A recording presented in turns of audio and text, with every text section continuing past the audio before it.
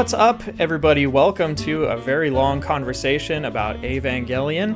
I am your host for this evening, Joshua Mobley, and I am, of course, joined by Kyle Bradford, who's making his Braintap debut. Hello, everyone. Brand new writer boy. Yes, I'll be around. If you want all the deets about him and stuff, go watch our channel update for 2020 that we did. And then we're also joined by my good friend, Platformers host, IGN freelance extraordinaire, Brian Barnett. Thank you very much. Yeah. Hey, it's good to be here. Yeah. How's everybody doing? Well, I would say I'm doing well, except I just finished watching the marathon final the show. 5 episodes of Evangelion and the movie. Yeah. So my brain is kind of mush Yeah. right now. So you're in a great mood right now. Yes. But I have a cocktail, and I've got a giant glass of ice water, so I've got all my bases covered. I also have Ready to water go. because I get thirsty. And then I have this nice mango wheat ale, which is very good. Ooh, Highly recommend. Are you drinking, Kyle? What I do you am. got? All I have is a Boulevard unfiltered wheat, local to Kansas City, but that's it. Nice. Nothing fancy. Local to Kansas City. Yeah. Go Chiefs. Yeah. Yes. Big year. Big Yes. In the great state of Kansas. Dude, real talk. Yes, my God. Real talk. My parents are from Kansas, and almost all of my extended family lives in Missouri, in the Kansas City area. Ooh. There's like 4 people in my extended family that don't live in Missouri, and they live like 50 miles away in Kansas or in California.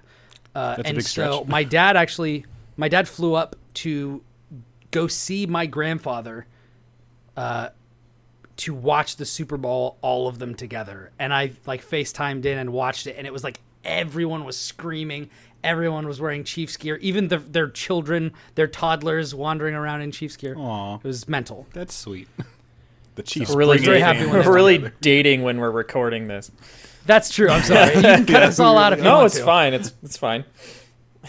I'm sure somebody's like, couldn't get past the first 10 minutes. You're talking about the Talking about robots. football, not anime. Well, and the hilarious thing is, like, I used to live in San Francisco. Josh lives near San Francisco. So, like, I was also rooting for the 49ers, but it was like, it's kind of hard to root against my entire family being happy. So I know. don't watch sports, and I had to work during the Super Bowl, and I don't have cable, so I wasn't even watching, and I didn't even know who was winning. I was just more Dude, focused you on can- all the trailers and stuff because it's part of my job. The crazy thing is, like, I was totally able to watch the whole thing for free on YouTube. Like, it's ridiculous. Oh, were they you don't just even need to have streaming it? cable. Oh, Yes. Whatever. I don't really watch sports, so that wasn't really my thing. I'm one of those people that only watches the Super Bowl. You just go to NFL.com and it's like, hey, we're streaming it on YouTube. I feel like I should clarify too. I didn't watch the Super Bowl. I watched 2 movies while that was going on, so like I was pretty Nice. oblivious Yeah. to the whole damn thing. What'd you watch? I watched Parasite first, and then I watched Scanners. I need to watch both of those. That's true. Me too. Good as Yeah. hell. Yeah. All right. Well, Well, let's talk about something else. let's talk that about is- Evangelion, because we have a lot of ground to cover. That's very true. I guess to open up, we can sort of. I like that we have the 3 of us here because Kyle, correct me if I'm wrong. You're someone who watched it like a long time ago. Yeah, first time was in high school. You're an old timer. I suppose you Wow. would say that. Of the group, I guess, contextually. Yeah, of the in terms of experience with the show and like the fandom and like all of the craziness that surrounds it.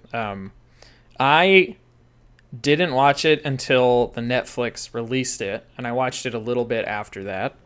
And I honestly can't even remember like when it was. I think it was like around like a summer, like when it came out. I think so. Yeah, beginning of summer. Yeah. And I watched it really slowly, like, which maybe is the way to go, honestly. But like, I agree. To Just be honest. You will find out when I talk Just about what because- happens to my mental state. because like it's a lot, you know.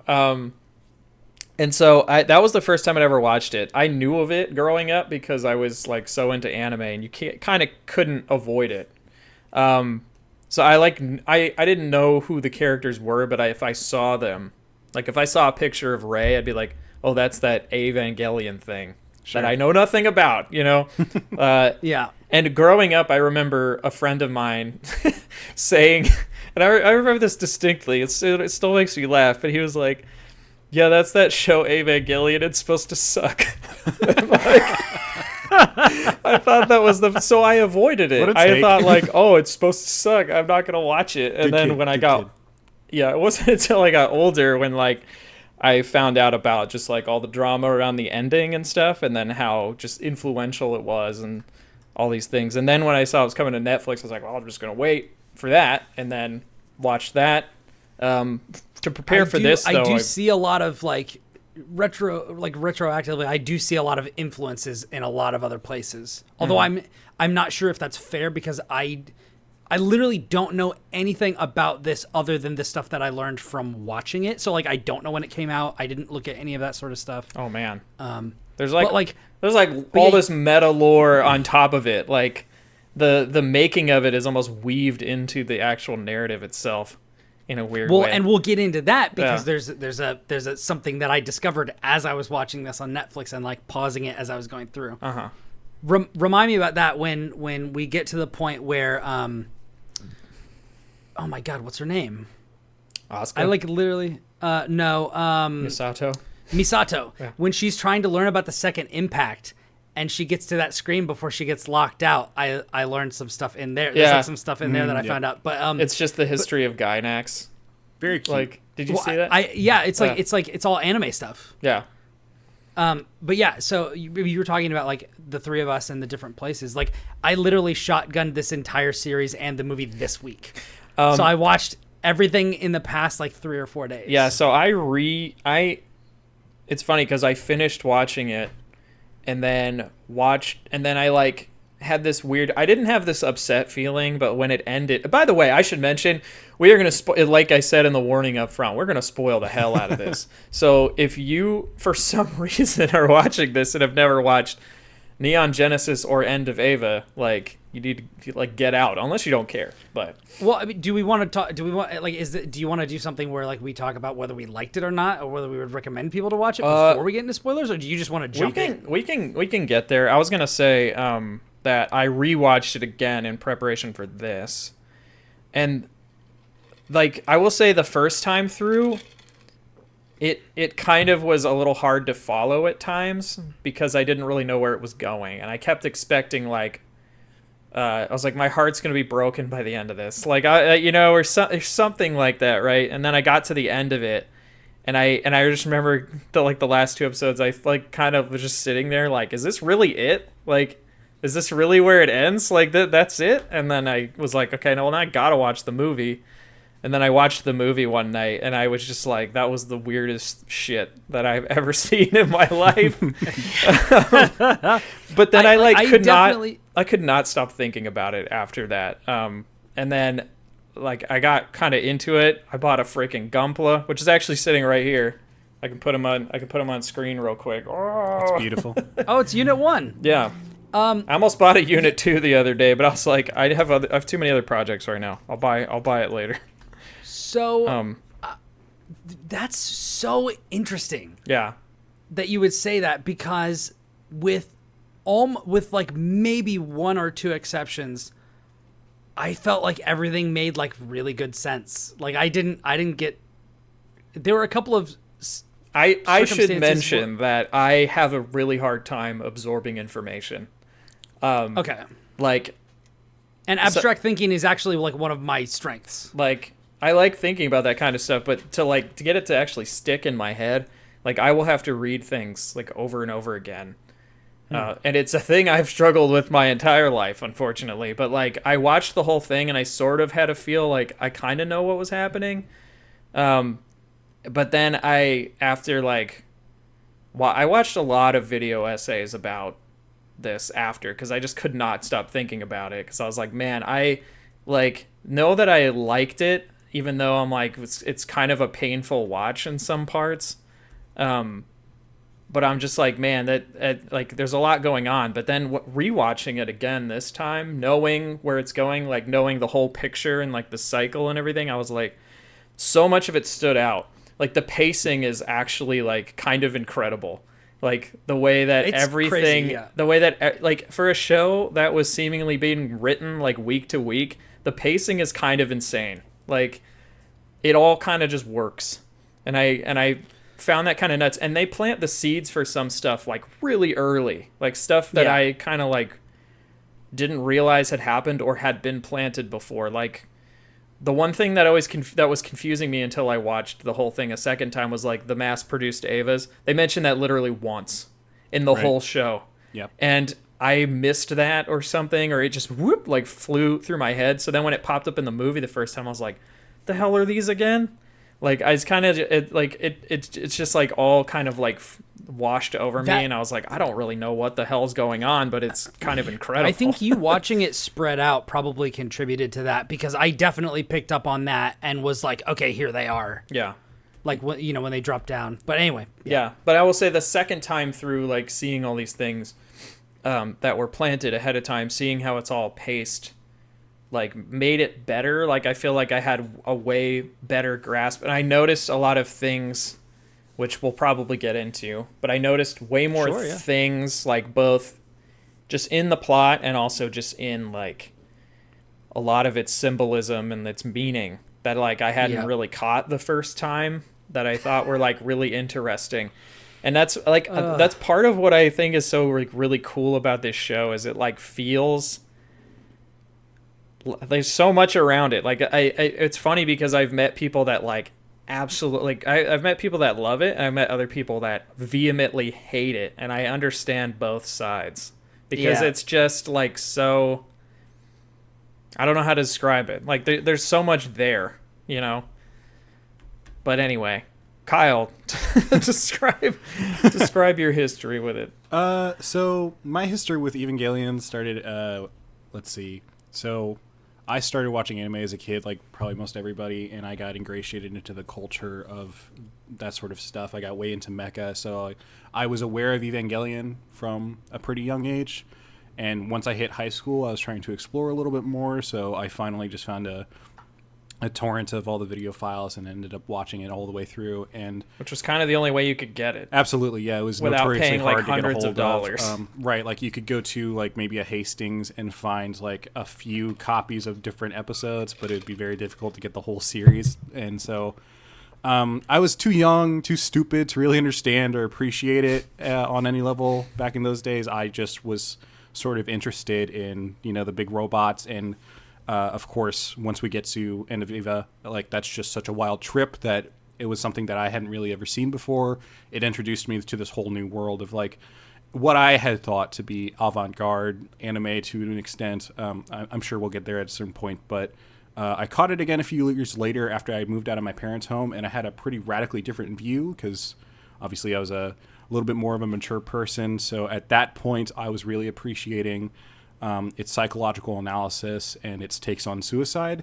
And it wouldn't be until later in my life why I realized I did like it so much, because it was speaking to me about something I was struggling with, but I wasn't totally aware of. And last year, whenever it came out on Netflix, I gave it another rewatch. And I was finally old enough to both enjoy and praise it while also like confronting aspects about it, which, again, we'll get to.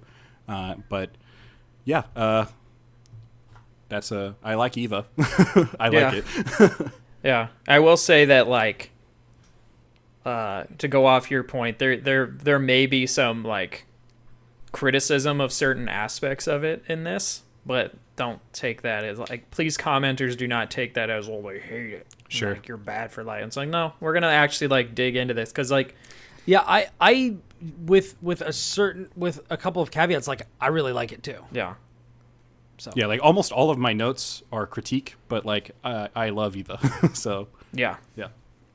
Jeez. Well, I don't really know where to go from that, but basically all of my writing is like philosophizing about the different statements that it's making about the human spirit and different things like that, and also observations about like how a lot of the main characters actually mark extremely clearly onto the experience of, like, if you're familiar with the Enneagram, like the 9 and the 8, which are the two things that I am, which is like, we'll get into that. Anyway,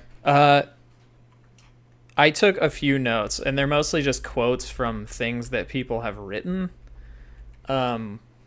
Mostly from, I don't know if either of you, well, Brian, you probably would not have read it, but Nope. Film Crit Hulk wrote this amazing piece for Polygon, I remember that.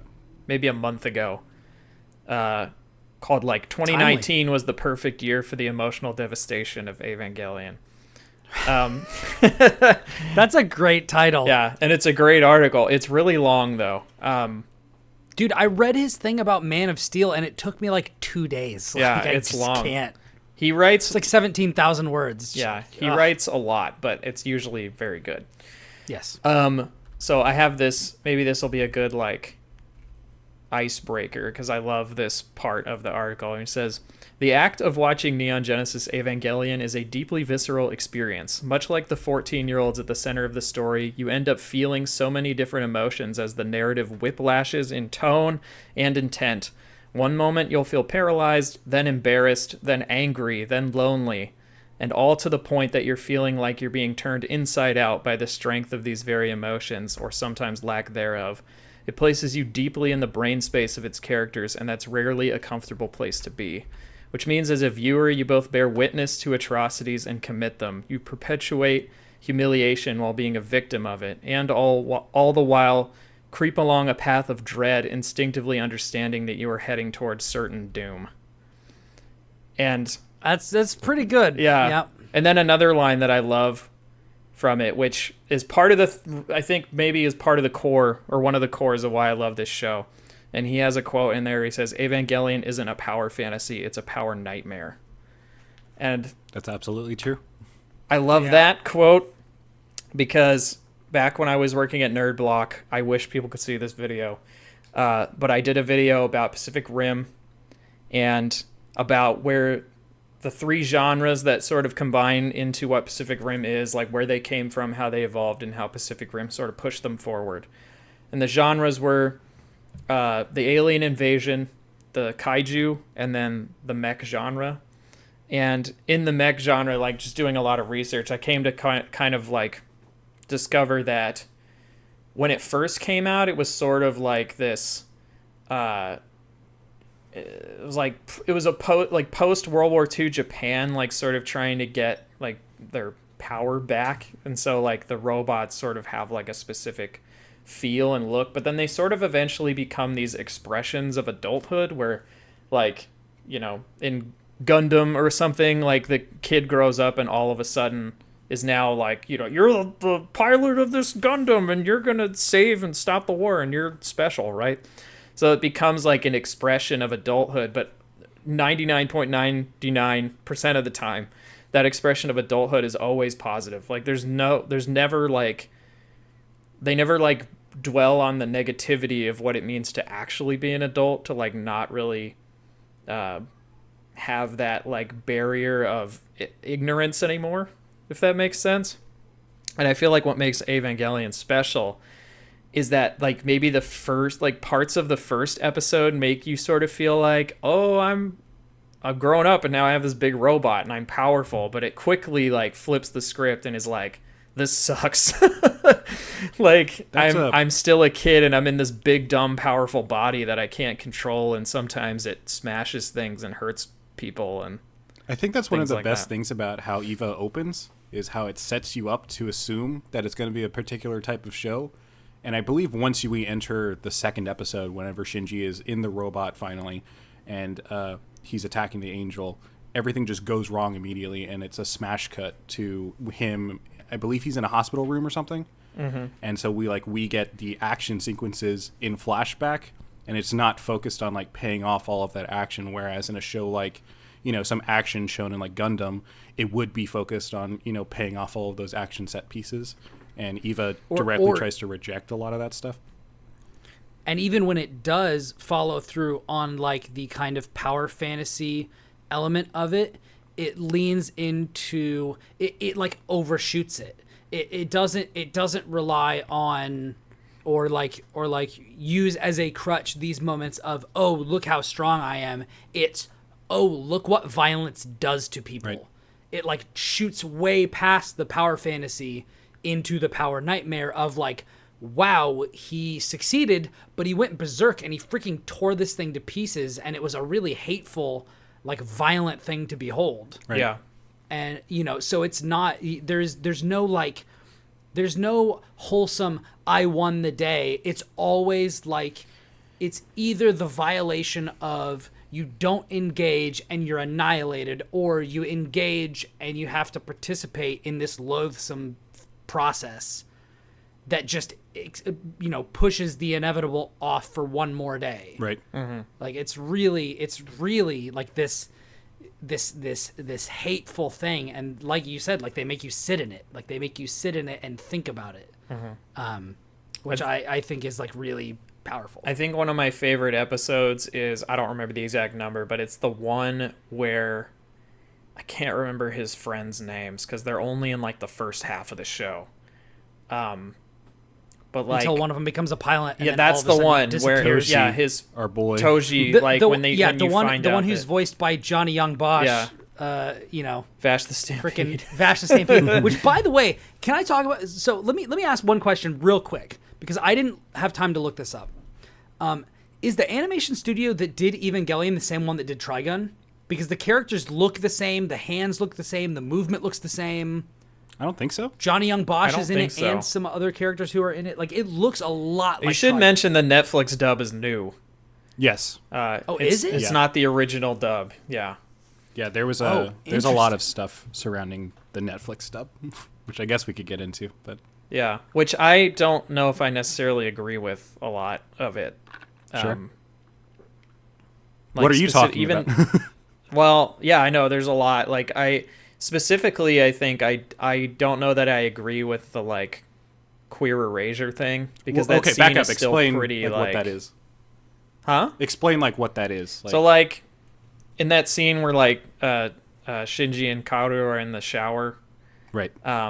like, some lines got changed where, like, in the original dub, it's, like, way more overt that it's, like, a more of a sexual relationship, or, like, not sexual, but, like, romantic, I should say. Yeah. Oh, I definitely picked up on. Yeah, I definitely that's- picked up on, like, Shinji is either gay or bi. That's and, my like, point. The humorous thing about that is, like, I watched it in the English Netflix dub with subtitles on, and the subtitles are different They are. Yeah.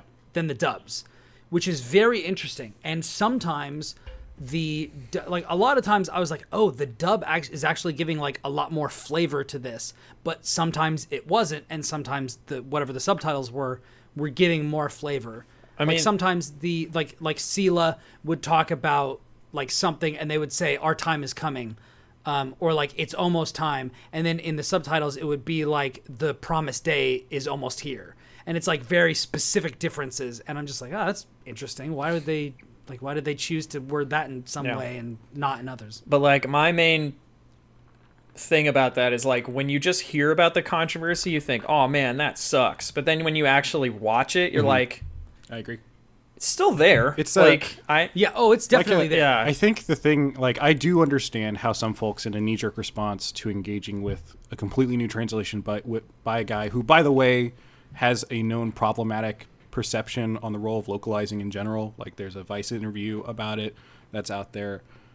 Even with all of that, like, in my head, it's still impossible to read Kaoru's bath scene with Shinji as queer erasure, because it's just so wonderfully gay that its queerness is just impervious to erasure. I love that. It's just too good. Unless there's a great you erase, unless you, like, color over Shinji blushing, like, that's gonna be like, there. the hand touch and Yeah. he still It's- says it means I like you and stuff. It's like, there's still, that's all still there. And then, like, that even comes back in End of Eva when Right. like, he's rejecting the instrumentality, and then it turns into Kaoru, and all of a sudden it's like the one person that he felt like he could connect to is, like, there, and he just opens himself, basically. That's deep into the series, though. Yes. This whole Which, like, I thought was really interesting, because the human instrumentality is both Rei and Kaoru, and, like, he has attachments to both of them, but he rejects both of them, but one more than the other, which I think is interesting, because that also, like, kind of points to Shinji's relationship with women in general. And, like, when Kaoru comes, like, around, he's literally like the first person that you actually like. He's the first person through the interaction which you actually see who Shinji is as a person, which is like really interesting to me. Yeah. But yeah, like, you don't really see him when he interacts with Asuka or Rei or his dad or Misato. The only time you really see him as a person, you really hear the things that he thinks is when he's talking to Kaoru. Yeah, which is so weird. And I just for today rewatched the last 3 episodes, including the one with Kaoru. And there's even a part where he says something like, "Why am I?" He's like, "Why am I telling him all this?" Like his inner monologue. It's like he doesn't even really know like why he's so open about everything. Which I it's find when he's really sleeping over at his house and they're just talking, and then he like says something. He just says like 3 or 4 sentences in a row that are like, "Wow, this is like really expressing his inner feelings." And then he just is kind of quiet, and it's kind of like, why am I saying all this stuff? And it's like, well, because you like him. Yeah, right. But no, there's a great Kotaku article called guys, the Ava bathtub scene is still pretty gay or something like that. It's like pretty funny. It is. And it was kind of like the same opinion that I have, where it's kind of like, I understand that like queer erasure can be a problem, but I think that in this specific instance, it's not. Like, just because something is slightly more subtle doesn't mean that it's not there.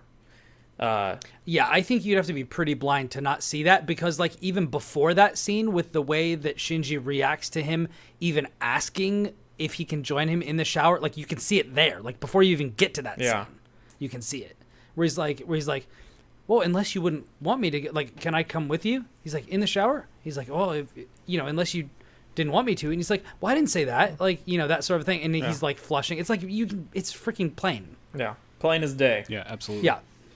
But yeah, I would say my one criticism of the show, and I think some of it probably has to do with budget and stuff, is that Kaoru is there and then he's gone. Like, don't really dwell on him much. Like when he was introduced, I was like, what? Like at first I was like, wow, I am really wary of this guy. And then as soon as whoa, what gave it away? And then as soon as you kind of understand more, like, and then they kind of lean into like the sinister aspects of it, which I think you're supposed to. Yeah. But then like leading up to the end, like ramping up to the end of his scenario, I was just like, man, this like might be my favorite character in this entire show. And then he's just gone. And he's gone. Yeah, he's interesting. I know he's in the new movies more, but I haven't watched them yet. I'm just waiting until the 4th one is out, and then I'll just watch all 4 of them, because I don't want to. We should reconvene for that, because that's a whole different sort of trip. Would you say we should reconvene? Yes. Yeah, it's because I don't know much about it, other than like it recovers most of the show and then changes things. I just have one question about the new movies. Yeah. Do they have anything equal to or more bonkers than crossed spears being inserted into giant primordial ghost woman forehead vaginas? I mean, they go places. Because if not, then I don't have any patience for it. Yeah. I should mention the first time I watched End of Eva, I was under the influence of some substances, and that movie just God, I'm jealous. Washed over me, and I was like, what is happening? like the entire time the third impact is happening, like I was like, did I miss something? Like what? Nope. What is going on? And then eventually, by the time they all lined up and it was all the lines, I was like, you know what? I think I just need to let go and just let this happen. Like, I need to stop expecting like them to explain this, because I don't think they're ever gonna, Which is ironically, like, I need to just let go and let this happen, is ironically what Shinji is going through at that very moment. Yeah, exactly.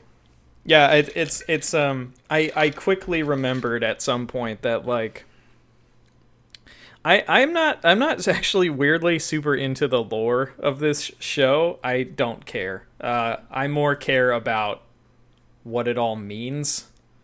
I could care less about the whole like Adam and they came to Earth and made the egg and then he went to sleep. I'm like, I don't care. None of that is like. It's a coming of age story. It's all metaphor anyway. Yeah, I'm like, none of this matters. I know that some people like get way into it, and I think I've seen people online say like, just skip everything and just watch these. They're way better, and I'm like, like I don't know about that, because like from the little I've seen of them, they just kind of seem like they go all in for the bombastic fights, and they sort of ignore like what the show was a little bit, and that's me speaking like out of ignorance. I have not watched them yet, but that's the like tone I get from them, and to me that seems infinitely less interesting than what we already got. Like, you know, I don't care if it's all sound and fury if it doesn't signify anything. Like, I'm up for like big bombastic things, but I want it to mean something at the end of the day. I don't want to just see explosions and fights. Like, I want to know that, like, the underlying thing like behind it. And like that's not even just an Ava problem. I think a lot of people just in general kind of overlook like what a story is trying to say, and they sort of just get hung up on the like, well, where's the big like giant battle at the end of this? And it's like, well, maybe that was never the point, you know? It's like that's I mean, if we want to date this even more, that's the big problem with Rise of Skywalker. Yeah, that's a whole conversation. Because they traded the meaningful, you know, resonance of themes for bombast, and it doesn't work. Yeah. But I will say we're not going to get into this conversation, but I was saying the more I think about it, the more I see what they were trying to do, and I can kind of applaud in Evangelion or in Rise of Skywalker. Okay. I can kind of see what they were going for. The problem is I don't think it necessarily works after what we got, if that makes sense. We'll have to do a whole thing about that one day, because I could talk about it for hours. But yes, I would say that like is the thing that I like the most about this show and subsequently its movie. Like the story in general. Just when I refer to the story, I just mean like the whole show and the movie. Is that there's like so much to unpack, and there's so much there, and it kind of cracks me up when people are like, well, they only used like all these symbols because they said it looked cool, and I'm like, bullshit, because like there's so much there. There's so many little things in there that are like not like, I'm like, this can't be bullshit. Like, it lines up too well. You know what I mean? Can I push back a little bit? Oh, of course. So I think trying to explore Eva through some sort of hermeneutics is a pretty useless exercise, because it would require taking its symbolism as seriously as like a Christian would believe in, like the Bible, for instance, which Gynax weren't even able to consistently do throughout the run of the show. And I think there's a couple of examples, like the crosses, for instance, that are thrown into this sort of willy-nilly without much reason or thought. The same thing with like the show's name. And I think what I find most compelling about the show isn't as much the symbolism, because I think symbols, all in all, to be really just blatant about it, is like it's what the reader brings into the text that makes symbols compelling. And I think what's more compelling about Eva is like if you look at how Eva approaches the Evangelions, and how it says whenever it makes that Freudian turn, slip. whenever Eva makes that turn where the robots are more than just machines, and it, you know, I can't stop thinking about like that painting of Saturn eating his child, or, you know, Adam and Eve cooking up Samuel. I almost brought that up because I didn't think about that until rewatching it, and then was like, wait a minute. Absolutely, it almost seems like a direct homage. But I should clarify that what I was mentioning was not necessarily like the crosses and things. I'm more talking about like just more thematic things, not necessarily like the Christian iconography, because like, yeah, I've heard that argument too, where like I mean, it gets even more blatant than that, though, doesn't it? Like, there's a moment in Third Impact whenever there's the I forget what it's called, but whenever there's the big giant ray, and she has the eye grow from her forehead, and it's a vagina, and then something penetrates it, and it's like, Yeah, it's two crossed There's- spears of Longinus. Yeah, there's a level to which where like I'm very tired of this, where the nonsense is getting to a point where it's like I want to believe in this very badly, but like at the end of the day, Evangelion, like what is it about? And like to me at least, obviously different interpretations are always super valid, but like it seems as though Eva at its core has always and always will be, at least in the terms of how Anno tries to explore it, especially in End of Eva, is about like psychoanalysis of its central figure Shinji and how he relates to Anno and like his process of depression during that time. Right. Yeah, it's like the interesting thing to me like about it is like for all of its bombast and all of its like apocalyptic scope, Evangelion, like even in those huge moments, it is about the tiniest thing. It's about the relationship of one person to other people. Like that's all that it's about. The whole show is just about how we relate to other people, what we keep to ourselves, what we tell other people, how we're perceived by other people, how we perceive ourselves, how we accept ourselves. That's the whole thing. Yeah. It's like all boiled down to like these really basic ideas of like each person as a distinct entity and what them being distinct and discrete means to their relation to the whole of humanity. And like that's the whole thing.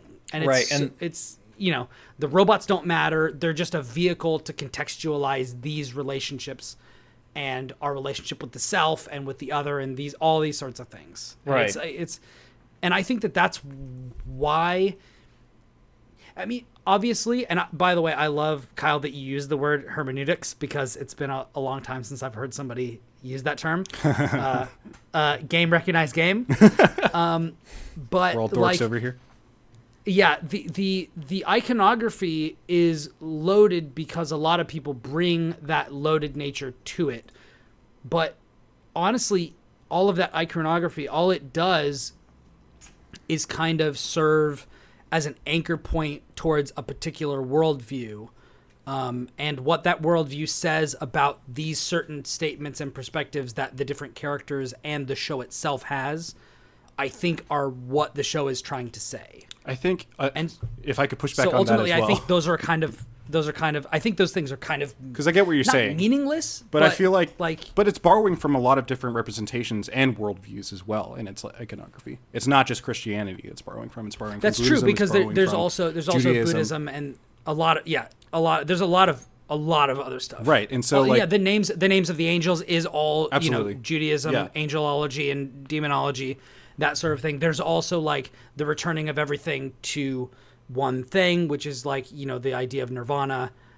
There's a lot of Right. hybridization of world religions and different things in this. Yes. And I think going back to what you were saying before too about like how Evangelion is about one person's relationship with other people and the identity of the self and the other and stuff like that, and like this is one of the things that made me originally fall in love with that show, and then upon revisiting it for the third time is where I finally like came to this point where like I am really frustrated with the show to an extent. Like again, I want to reemphasize I very much enjoy Eva, but like there's something about how Evangelion is approaching the same sort of character arc within Shinji over and over again. And part of that is realistic representations of what depression is like, right? Like you have breakthroughs, The fight's and then you never have over. and then you have Yeah. fallbacks, and we see that over and over in Shinji. But I think one of the biggest problems that I have with the show and with the movie as well is that it turns it into this very cynical self look at the self, where, like for instance, whenever Shinji is going through instrumentality, and so there's a couple of different ways that the show and the movie both divulge into this, and there's some conflicting ideas that maybe episodes 34, 35? Is that right? It's only 26 episodes. 25 and 26. 25, were the 26. last My two apologies. Yeah. Episodes 25, 26 is happening like somehow concurrently with End of Eva. Other people are saying like that's not Yes. the case, that like these are two different types of canonical timelines. Whatever the case may be. I definitely picked up on that, and I've got a reason why I want to loop back to after you're done with your point. Sure. And like I feel like if the case was that Evangelion is about all of these types of people dealing with these similar situations, then why is it then that like we ultimately end back up? at Shinji's point of view. And I understand the point that, like, obviously he's the main character. He's who the show is about. Shinji is the reflective point for Anno as an insert. But Shinji, at the end of the day, we can go through how depression is difficult and how it impacts our lives and how it makes us very bad at making, like, the most basest of decisions. But Shinji's also a bad guy who makes a lot of very bad decisions, not just because of his depression, but because he's in a place in his life where he's just being an asshole. And I think, as somebody who battles depression myself, I'm sure you guys have takes on this as well. Like, the things that Shinji does throughout the show, most specifically in the movie, I could never imagine, because someone suffers depression, that it's a justifiable reaction to anything. And if the show was about something like this, right, where it's trying to trying to earnestly explore this through the eyes of different characters, whereas for someone like Asuka, for instance, I personally really relate to Asuka, and how she battles her own trauma is actually very relatable for myself. She's, someone who lashes out in anger. She's someone who takes control, and whenever she loses control, that can be sort of a trigger for her. Whereas Shinji is this character who constantly reverts to the same central point, where the whole show is about forcing him to make this decision, which he cannot make, and ultimately ending in Third Impact, where he finally has to make the decision, what does he want for life? And the decision that he makes after all of this is the same decision that he made whenever there was the episode where he was trapped in the LCL, and he has to make the decision, does he want to come back or not? He ultimately just comes back to the same arc. And I think that's what's most frustrating about the show, is like, it's a show that continually comes over to the same sorts of beats and story arcs, which is why I'm interested to hear why you thought the structure of the show was so good. Because as I see it, there's a very clear point at which when the show stops being really, really good and starts becoming very clearly like they're trying to figure it out as they go. And then there's definitely a cutoff point. Sure. Wow, interesting. Like, I definitely don't feel that way. It's definitely around 14 or 15. Yeah, is when the show I think so too. Takes like a radical shift in tone. But I think about I've been reading a lot of Joseph Campbell lately for a project. I've read like 5 of his books at this point. But like, I think a lot about the hero's journey specifically, and like what, like, and like the Carl Jung kind of stuff, where like it's a circle. You're speaking my language, Josh. There's a circle, right? The journey is a circle. You end up back where you began, which you do technically, if you take the new movies into account, because it becomes a time loop. Really? Debatable. I'm just debatable, but that's what I've heard, is that it becomes a time loop. We'll find out. The next one's gonna supposedly reveal. Which is weird, because one of the things that what's his dad's name? Ikari? Yeah, Gendo. Yeah, Gendo. Gendo. So one of the things that Gendo says is like, we're gonna return to the beginning.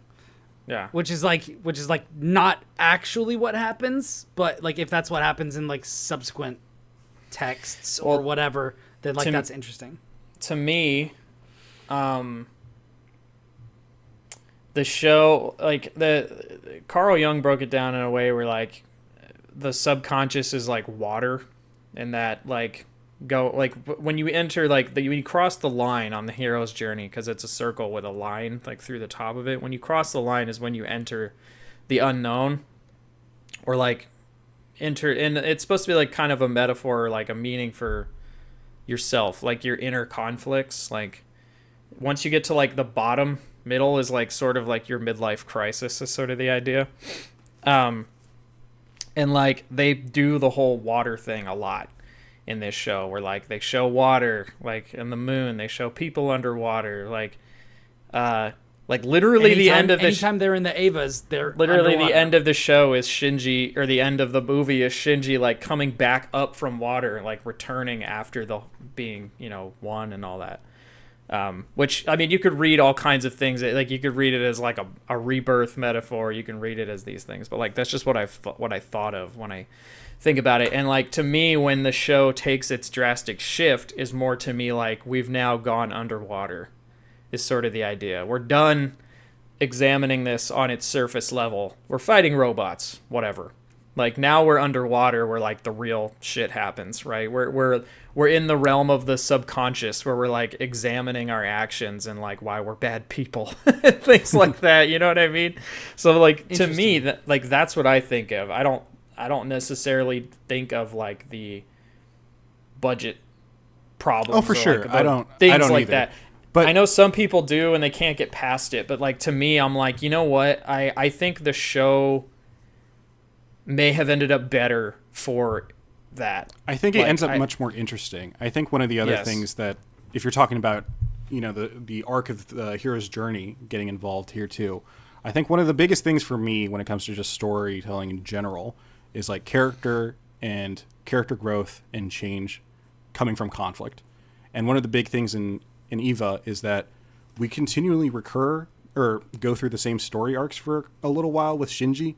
And then at the end of Eva, this is an issue that I think's been talked about in the Evangelion fandom forever, is that there's no real consensus on what the change is within Shinji. And I think a lot of that is just because Anno wanted to have a particular type of end that was a little bit, you know, I don't know what the way to put it was. It's a middle finger to a lot of the fandom, which allegedly, right, like we don't really understand 100% what Anno's intentions was with End of Eva and what he was creating. There's like, you know, of course, reports that Gainax, the studio, got like heavily vandalized during or in response to the show's ending, and then people like to assume that End of Eva is the response to fans' response, but I don't know if I can really buy into that because the timeline to me doesn't match up. It's about like a year after or so, and I think that End of Eva is such a beautifully animated movie that I think it was put together a long time beforehand.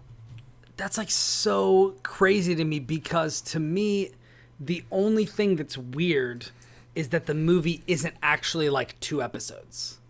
Like, isn't literally like the last 2 episodes of the show. Mm-hmm. Like, why? Like, because my main thing is like, is watch. So I didn't read any of these things we've established. I didn't research any of this stuff. All I did was I met with the show on its terms and just watched it and internalized it and contextualized it and these sorts of things.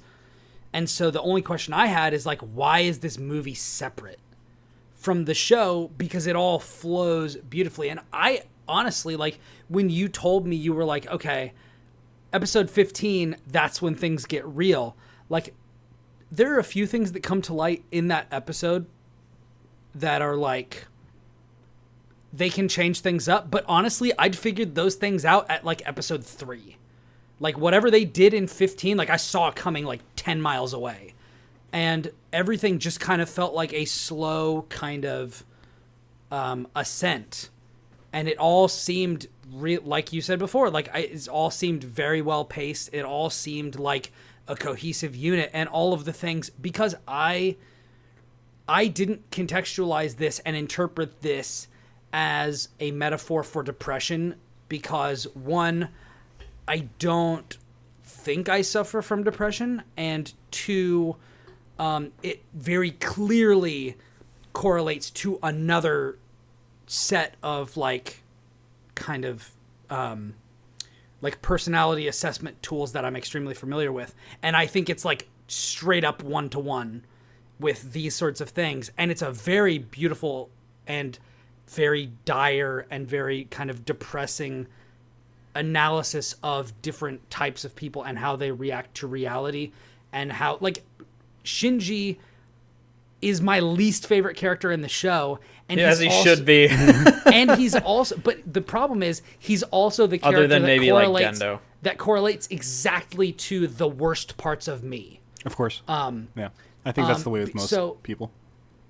So like basically, to explain the framework that I'm talking about, instead of looking at it as like Jungian thing or hero's journey thing or depression thing, as like that's what they're trying to say, I interpreted this as an analysis of the ways that different Enneagram numbers respond to the world when they are at their worst. So for example, I am a 9-wing 8, if you're familiar with the Enneagram. Shinji is definitely an unhealthy 9, and Asuka is definitely an unhealthy 8. And so those two characters correspond exactly to my darkest impulses when I respond to the world. my primary impulse is when decision making is difficult, I retreat within and choose not to make a decision, because making a decision means I could make the wrong decision, which means pain for myself, which means pain for those around me, which also means alienation from relationships. And the 8 side, so the 9 is known as the peacemaker. The 8 is known as the challenger. And the 8 believes that because they're each type has a wounding message, and the 8's is no one will look after me, I have to look out for myself, which is why Asuka is so brash, because she pushes people away because she feels like no one is going to look after her, no one is going to help her. She has to look out for herself, she has to be the end all be all, this sort of thing. So she's very aggressive, she's very determined. But for both the 9 and the 8, their hate is turned inward because of their pain. And so when Asuka is really, like, I hated both of these characters for basically the entire show. And then when End of Eva came around, I was like, wow, I get why Asuka is Josh's favorite character. Like, she's awesome. Like, because that's when she kind of resolves and, stops retreating inward and stops valuing herself only based on what she can do. And she actually decides, I don't want to die. I want to keep living. And it's not all about me. I'm going to be part of the whole. I'm going to do this, and I'm going to embrace my own strength, but I'm not going to have that be what I place my self-worth in. Much in the way that Shinji's resolution comes not from some sort of, and I do see what you're saying about depression, where like Shinji deals with the same issues over and over cyclically. And then at the end of it, he just kind of decides, I want to live. I want to create a world in which I can exist on my own and like believe in my goodness through the perception of others, but also my goodness intrinsically. But like, that is a very 9 thing of like, I can't afford to be paralyzed by indecision. I can't afford to be paralyzed by the fear of failure and alienation from other people. I have to realize that, like, I can make good decisions. I can do good things. When I am true to myself, I actually can be reconciled to the other. I actually can draw close to other people, and I can do that more so when I acknowledge and accept myself, even when it is really difficult to do so. And so the interesting thing about that is Rey actually doesn't, which is thematically appropriate. She doesn't really, I guess if she was going to map onto something, it would be a 2, which is the helper, which basically at their worst just do what other people want at the complete sacrifice of themselves. Sure, that makes sense. But she's more of an empty vessel throughout, and that is kind of thematically appropriate, not from like what the show is necessarily trying to say, but from like more of a story kind of functional standpoint, because of what her character is meant to represent as kind of a cipher or a blank slate. But it's basically, so I wrote down something here, which is Evangelion is what happens, at least from Shinji's point of view, when a 9 actually forces themselves to look inside. And that this was probably either written by a 9 or somebody who deeply understands the inner workings of the Enneagram 9. So that's what I took out of it. That's one part of what I took out of it. And I mean, that's a take I've never heard. So congratulations, you brought a take to Eva fandom that no one's ever heard before. Okay, so what you're saying, you said that's a take you've never heard? I was like, I've never heard. I said you've successfully brought a new take to the Eva fandom in like 20 years. Well, there you go. Congratulations. And it's my first go around. I'm new here, but thank you very much. But the reason why I think that let me scroll down. Just as a quick aside, you were talking about like timeline. The reason why I definitively think that End of Eva takes place during the last 2 episodes of it, specifically when the human instrumentality thing is happening, is because It's because of the sex scene between Misato and Kaji. I mean, there's other things. I agree with you. I think that they take place at the same time. I think that they are two different outlooks on the same event, if that makes sense. They're two perspectives for like sure. One, like the show is the event but happening from within, whereas the movie is the same event but happening further on the outside of that event. So I had two theories, and I'm curious to know what both of you think of it. So here's something I wrote, just a paragraph, and I bolded this because this is like one of the things that I was like, oh, this is so cool. So this part of the movie, here's a couple of things that I wrote right before this. Shinji sucks, all caps, doing nothing. After that, this movie might legitimately make me throw up. And then after that, in bold, oh, okay, so this takes place during the last two episodes. The times when each character is confronting the other are taking place after Rei, Lilith, and Shinji Longinus Unit 1 are combining to create every human soul in one body. So that's like someone who's been married like 3 times over, and they have they have like a bunch of different last names. I'm Jonathan Shinji Longinus Unit 1. Nice to meet you. But yeah, so it's I worded it that way to tell like who had combined into the same thing. So towards the end of the show, when Misako is saying she likes being dirty / defiled and having sex, but she doesn't want Shinji to see it, and he's watching, it's the same time as during the movie when we see that same scene take place from Shinji's perspective, but Misato is calmly explaining it to Shinji and why she likes it. So my theory is those are either taking place from the same perspective, but the show shows it from Misato's perspective and the movie shows it from Shinji's perspective, or this is the one possible result of the human instrumentality experiment, which is shown to Shinji before it actually happens, which doesn't make any sense at all. So that's why I think it's the first one. Yeah. Because they do cycle through it, because when I was watching through the last couple of episodes, I'm like, wow, so this is all happening. And then they're like, okay, scenario 2 or whatever. And then they take a step back from the stage play of the characters talking to each other, and it's Shinji in a chair and somebody, usually Misato, standing next to him in the quote-unquote audience saying, and that's another possibility of what could happen.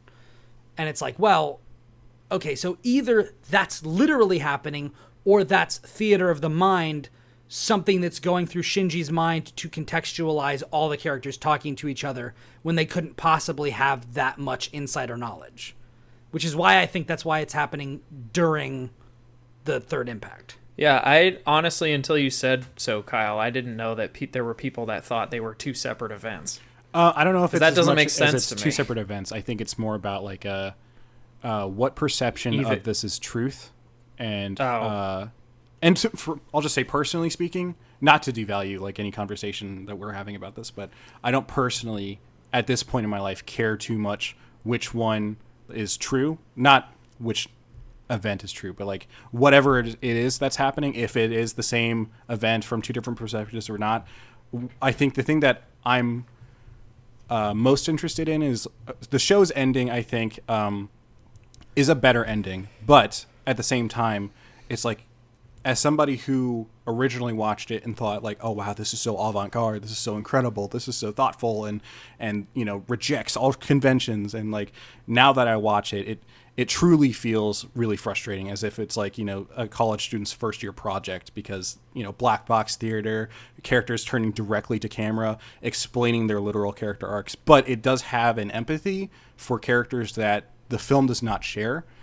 Because we see case studies of Masato, we see case studies for Asuka, and also just to touch on another side thing, it really screws me up what happened to Masato and what they did with her character and her attitude about her own sexuality. And just, I guess, to say as well, like, we're three dudes talking about Evangelion, but this show is incredibly sexist and gross and annoying, and Masato is such a cool character, and she was probably my favorite in the show's first half.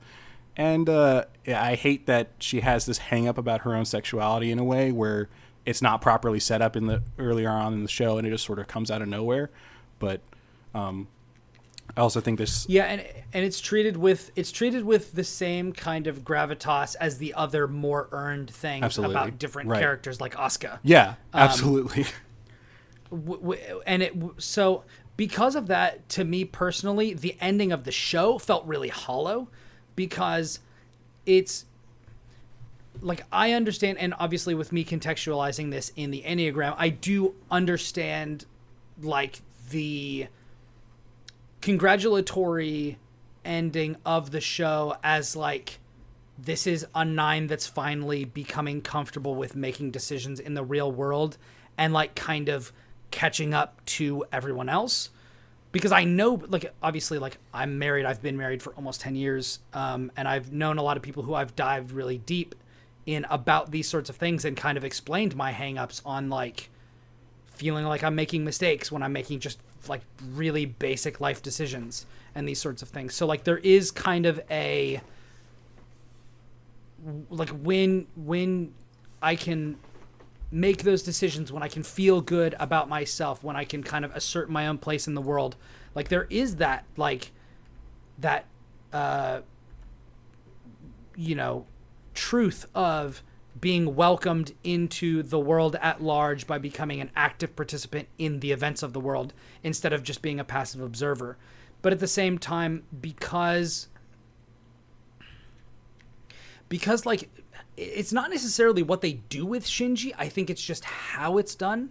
It kind of rings hollow with how much time leading up to the end he spends curled up into a ball giving up. And I feel like if it started that way a few episodes earlier and then kind of like eased up into him getting ready to do things instead of just being paralyzed while everyone dies, I don't know. So I just heard about this the other day, or today, on a podcast, and I don't remember the exact name of the disorder, but there's a disorder that's been cataloged where like, life gets so just unlivable that you just become paralyzed. Like, it's a mental thing. It's like, definitely you just, a thing, for sure. Like, you just stop, and you don't move, you don't eat. Like, because just like the paralysis of even going on. So like, I can sort of understand it from that perspective, but I do get what you're saying. To go back to the sexism stuff, I do feel that, and I agree with you, Kyle, because like some of the stuff in there, it's like, these are 14-year-olds. Yes, like, absolutely. And you're like, good Lord. But at the same time, movie, like the freaking hospital scene. It's like, yeah. what? Like, it starts off with an assault. Yeah. It's like, wow, what? I don't know if either of you follow this YouTuber, but Folding Ideas. He's great. Nope. I know of him. He did a great video about End of Eva, and specifically about this angle, the sexism thing, and about how the movie sort of addresses it in a way, specifically in the scene, and it's like in this way that it's like sort of at least acknowledging. I don't know if I want to put words in his mouth and say that it's directly addressing it, but it's definitely like pointing it out, in that like there is this like toxic masculinity angle to Shinji's character that is just like not addressed. That is sort of addressed in the movie, specifically in the scene where like Asuka refuses instrumentality, and they're like in the kitchen, and he starts like having his breakdown, and she's like no, and he starts choking her. Yeah. It's like it's like almost a direct like if someone was like, I don't know what toxic masculinity is, you could be like, it's this scene. Watch this scene. Yeah. Watch this scene. It is this like, why won't you care for me? It's like, I have my own problems to worry about, and it's like, I don't care about that, and violence will ensue if you don't, come to my whims and things. The other problem is, even if you view that scene as like quote unquote addressing it, there's still the whole thing of like the movie doesn't do anything to assert Rey's agency in the world. She is strictly she's a totally forgotten character. No, not even that. She is confirmed to be just property. Because in the show, like she's a character, and like unlike Asuka and Shinji, she doesn't become more of a character as the show goes on. She becomes less of a character. Right. And then Ritsuko treats and discards the extra copies as quote unquote destroying property or things like that. And then in the movie, Gendo treats her like property, and then she rejects him, but doesn't reject him because she's not property. She says, "No, I'm not your doll. I have to go to Shinji," which is confirming that she's property, just not your property. I think, which is like, what is that? It's this weird, like, I'm asserting my dominance, but I'm asserting my she's asserting her subservience, her individuality, but then she still kind of just go to another guy. Yeah. Yeah. And then give him all the power to make all the decisions. Clearly written by a dude. It's really weird. And it's like, I think one of the things that Eva's really strange about is, I think, not to give it any perception that it was positive in any way in regard, but I think there is a time in which people might have thought a character like, I'm blanking on his name. Who is, oh my God, I'm blanking on, who's the guy with the ponytail? Kaji. Kaji. Thank you. I think there's a time in which someone would have thought Kaji is like a woke guy, like some sort of like he's able to see gender as, you know, some sort of more complicated thing. Women are really different. He's right, but like at the same time he abuses women in an elevator, and there's characters that are, you know, taking photos of girls as they change in school without their consent, and there's like a constant argument that's been made over the show's history by fans that say that, you know, Evangelion is constantly sort of like trying to point the finger at, you know, fans of shows like Evangelion that sexualize kids and in its own fandom to a regard in End of Eva. But how can you have it both ways, where you're constantly sexualizing the female characters in your cast while also trying to say, actually, I have a great quote from that film Crit Hulk thing. Mm-hmm. That seems like just literally about this. So I'm going to read it. It says, "Is the sexualization thoughtful?" This is only part of it. There's a big chunk of that article dedicated to this entire subject. And I, again, wholeheartedly recommend reading it. It's long, but it is so damn good. I'll link in the description, by the way, for people that are listening or watching. It says, "Is the sexualization thoughtful? Does the thoughtfulness of these depictions excuse it? The whole thing is that I don't think Evangelion is interested in excusing itself at all. Hell, the level of ownership on display is almost terrifying in its honesty. It wants to bring us to the ugly place because it knows we will find a deeper truth there, and it wants us to reflect on our own complicity? No. I'm pretty sure it's complicity. Complicity, sure. As an audience, that's because we inherit these problems through the very act of watching. And if there's anything this show wants us to know, it's that the things we inherit are often the most damning."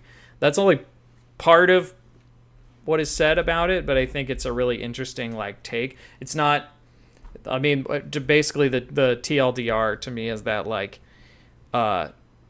you don't find, going back to our like water metaphor, you don't find any absolute truth above the water. You got to go, you know, into the ugliness. Like, to change yourself, you have to go and confront the ugliest parts of you. The shadow, yeah. Your shadow, your underwater, whatever you want to call it, to actually like do something about it. Does it succeed in this? That is up for debate.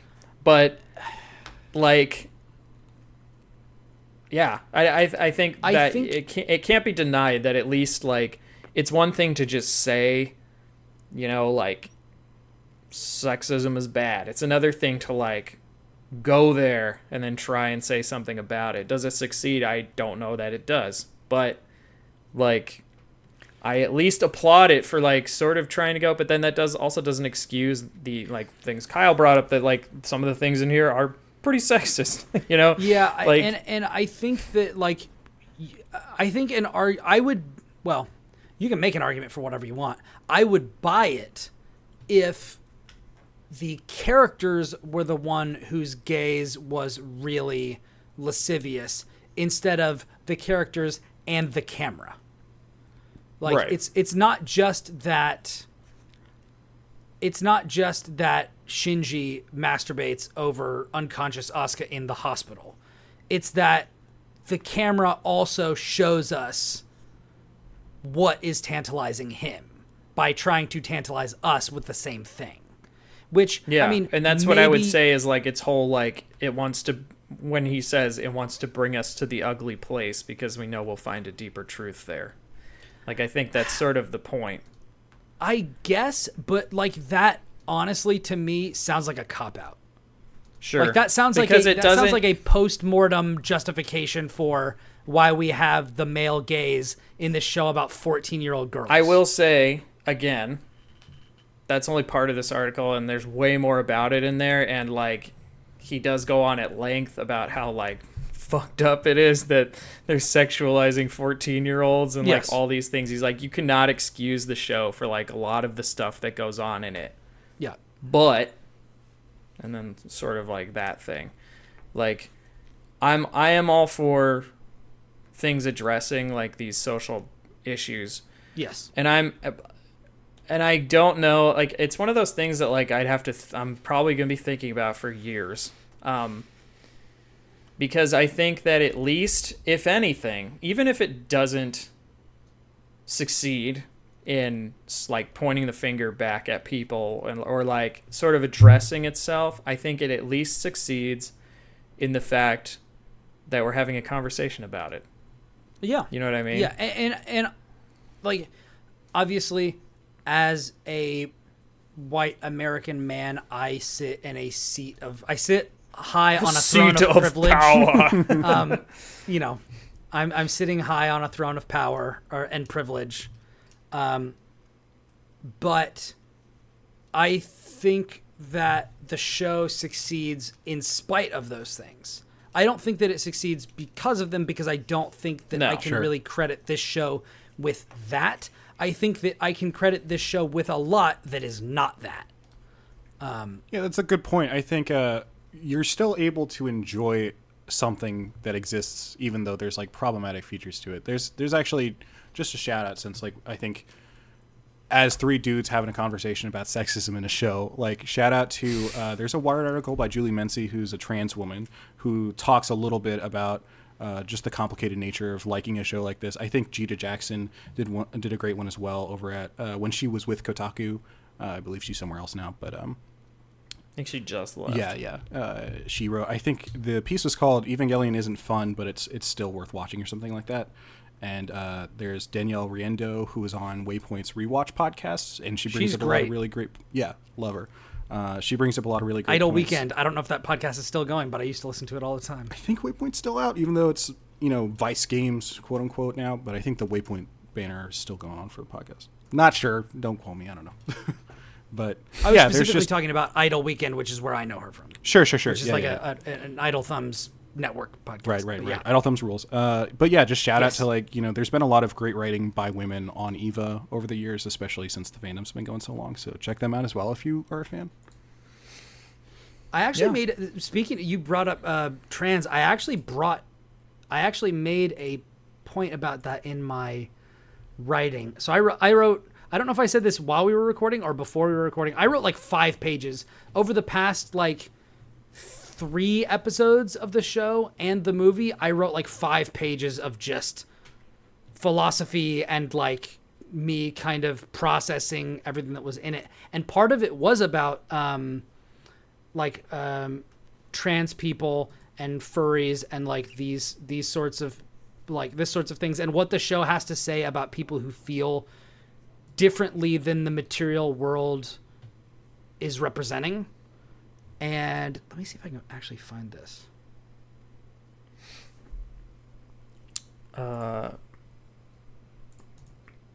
You can totally keep talking and stuff like that. Yeah. Like it was I think it is an interesting point to talk about. I think so when was this made? 90s. Really? Like it came out. The show came out in '95, and then I think End of Eva came out in '97. Wow. Okay, I definitely thought it was older than that. Let me just freaking Control F this. I do think I agree with you though to a degree that like there is some interesting thinking going on in the show in how it represents identity in general. I think there's a lot of characters who view their own identity as something they don't directly feel represented by. I think Shinji being a clear example of that. Asuka as well, who's constantly battling with her relationship with her mother, and like she doesn't understand how to really process anything like that.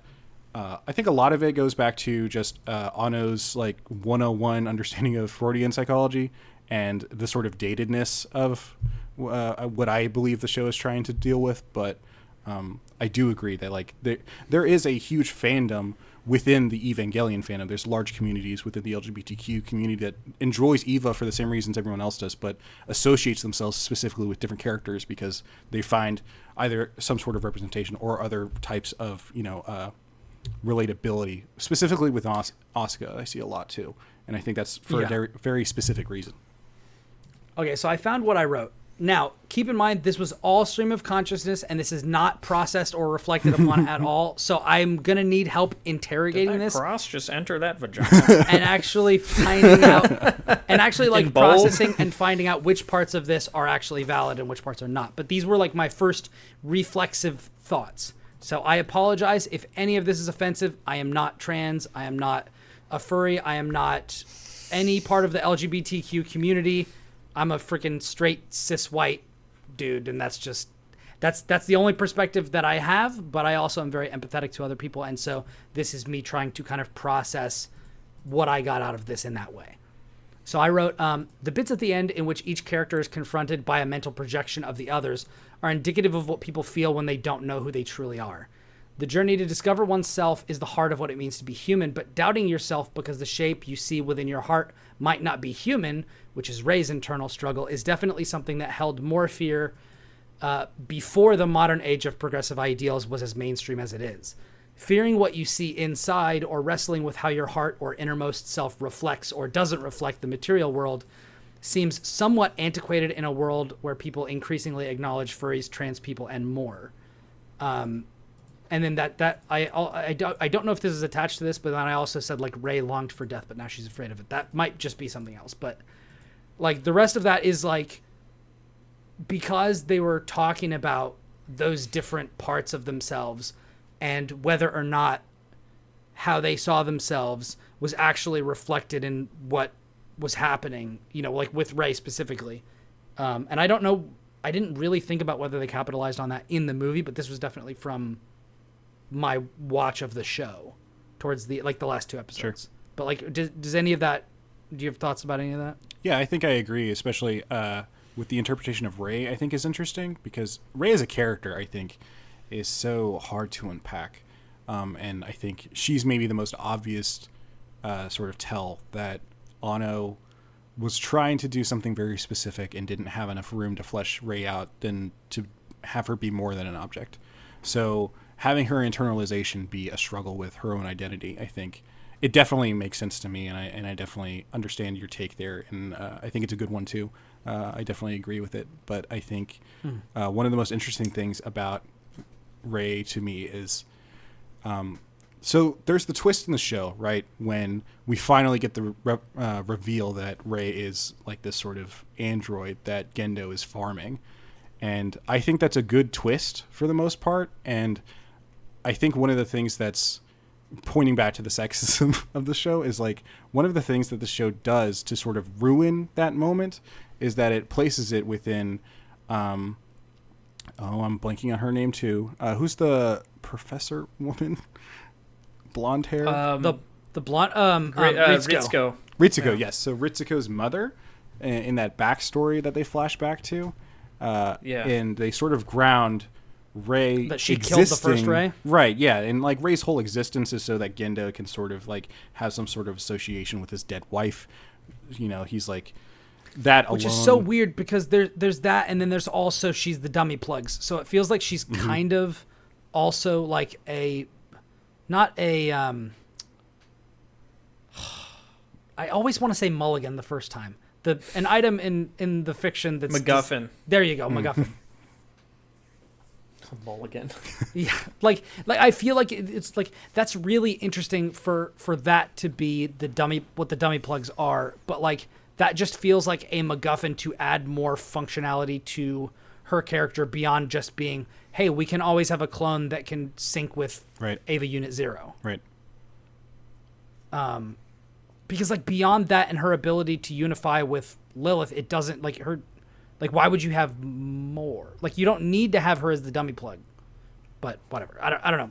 Maybe that's a different thing. But yeah, there is that thing of like, oh, wow, okay, so now we're just going to show Ritsuko's mom just murdering somebody who, like, insults her literally, like, one time. I also hate how it's based around Ritsuko's mom's relationship with Gendo. It's which constantly... then gets repeated with Ritsuko. Yeah, it's very frustrating. They treat Gendo as God, and like he finally gets his comeuppance in the end, but even still, it's just a thing that I think this is a very male-oriented show. Yeah, he gets eaten. he gets gets eaten in the same way as everyone else, and then returned to his body presumably at the end. No, he wasn't taking part in instrumentality. That's the difference. He was sort of like rejected by Eva one. Not I wouldn't say the tragedy because who cares? Gendo sucks, but like. You're talking about when he gets lifted up and like his head gets bitten off. Yeah, so like. Okay, I definitely saw that as something that didn't really happen and was instead happening in the headspace of someone else. I take it pretty literally. No, it was pretty literal. Especially since Eva, one is just Shinji's mom. Yeah. But like that, I think that's what's great about his arc, because Gendo sucks. He's selfish. He's just like Shinji. Is that he works really hard for this thing and like burns the entire world down to get it and doesn't get it. Yeah.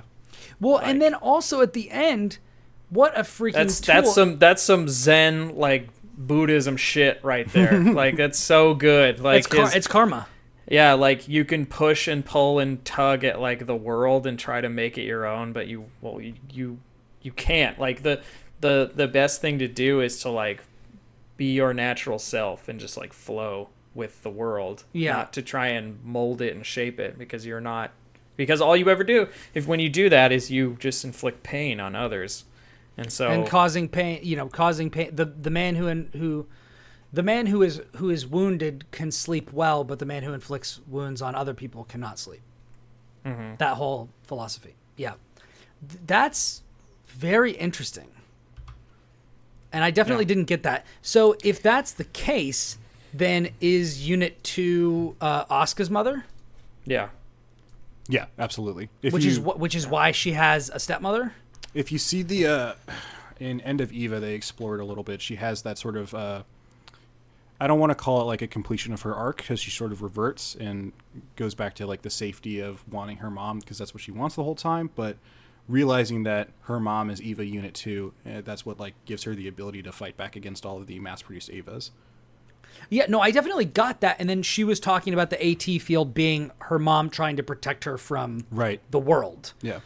And like I definitely get, and then she's able to, when she understands that, she is able to call it up whenever she wants to stop the weapons of the modified Eva units, which then of course turns into the recreated Spear of Longinus and then pierces the AT field and all that sort of stuff. Whatever you want to say that means metaphorically. Can we talk a bit about the AT fields and instrumentality? I don't know how much time we have left, but I think this is one. We have all the time in the world, my dude. Okay.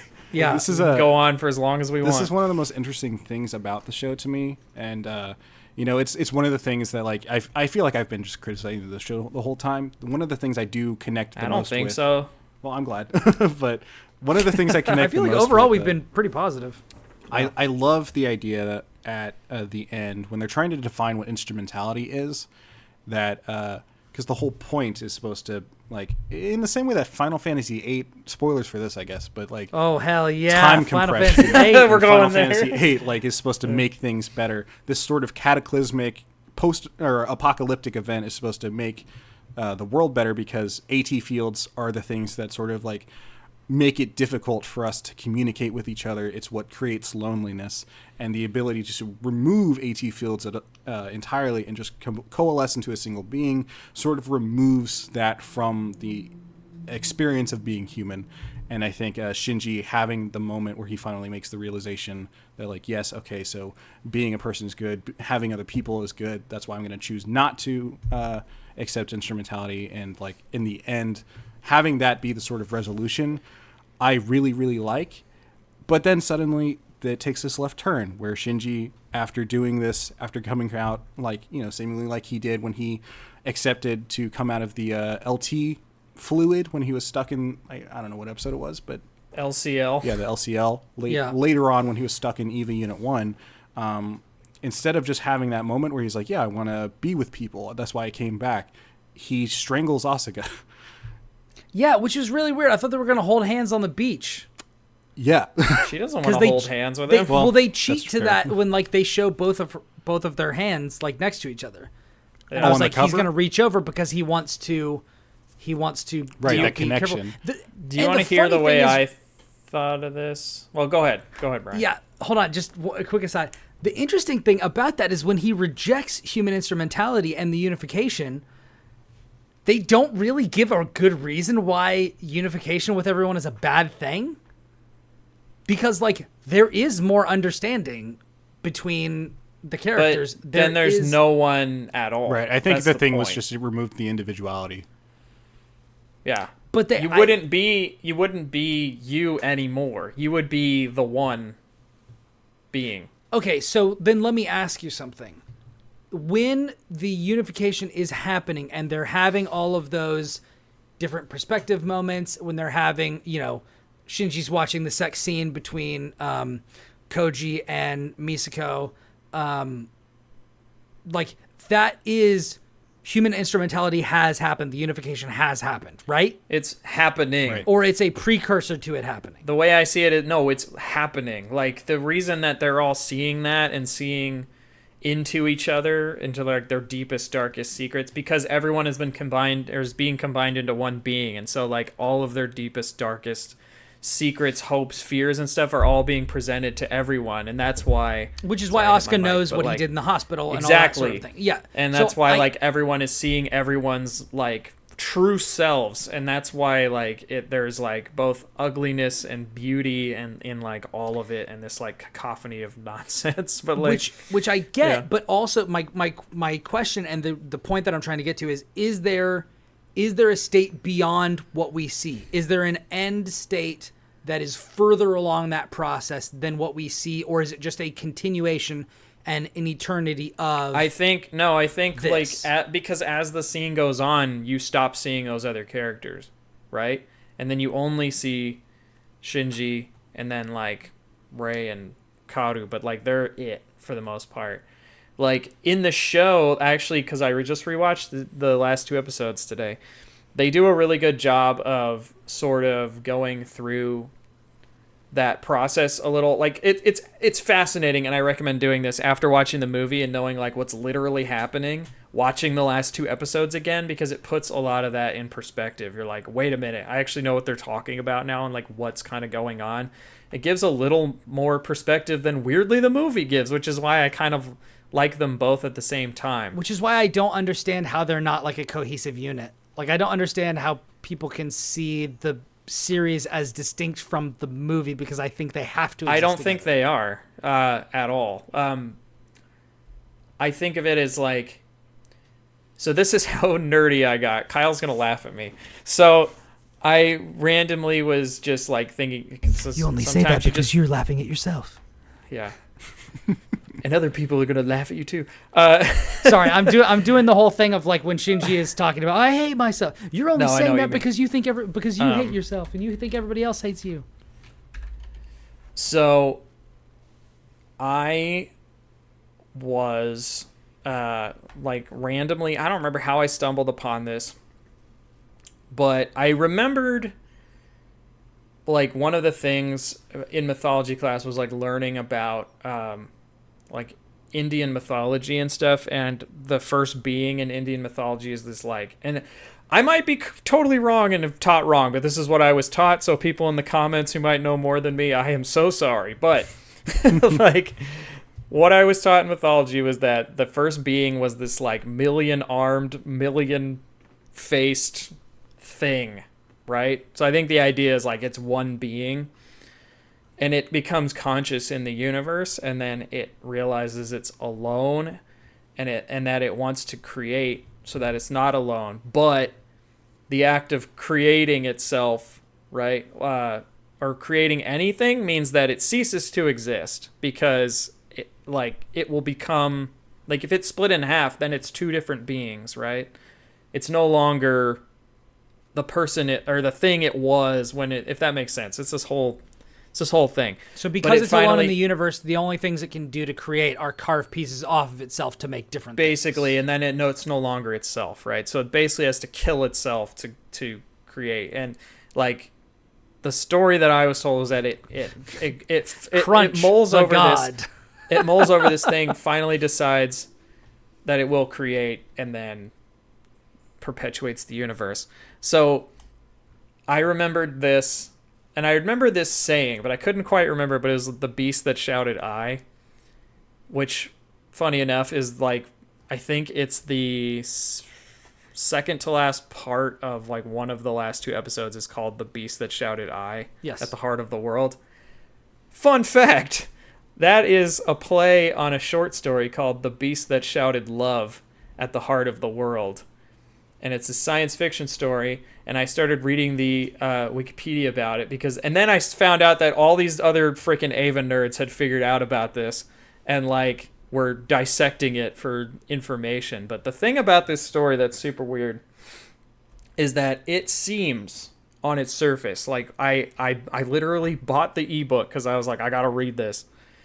And it's a collection of short stories. So the first short story is this one. So I read it, and it just seems like a collection of weird events that travel through time. Like, the first event is like someone poisoning a bunch of people and then going on a mass shooting spree. And then it hard cuts to a science fiction thing where these people capture a dragon but are like melting it into a person. And then it's like this weird tribunal thing. And then it ends with World War IV. And I'm like, what? Like, I read the whole thing because I had read, like, they're like, none of it will make sense until you like read the whole thing and then think of it as one cohesive thing. And I read the whole thing, and literally the first thing that came out of my mouth was, what? And then immediately turned it back to the beginning, read it again, knowing the entire picture, and it made a lot more sense. And then I started thinking about the two, we'll call it the two endings of this show, in that they're both, like, I'm sure there are people out there who think, like, pick your favorite, and that's the one. I'm not into that. To me, they're both when you say as true the two different endings of the show, other. You mean the ending of the show and then the ending of the two movie? final endings, yes, and then End of Ava. Okay. Is what I would say. To me, they are the same on some level. Like, if we think about the way that the short story sort of is that at the center of the universe, or the center of conscious being, is this place that sort of exists that's like nothing. And the further you stretch out from it, the more pain and suffering there is. And there's these beings like right at the middle of it that literally do this thing where they drain themselves of basically everything that's bad out of themselves. So they could just become these like content beings. And they do this because they're like, but the thing that the quandary that the story represents is that in doing so, you are subjecting the rest, like the drainage doesn't just go away, it goes out into the rest of the universe and makes it actively a worse place. So it's like a selfish sort of act, right?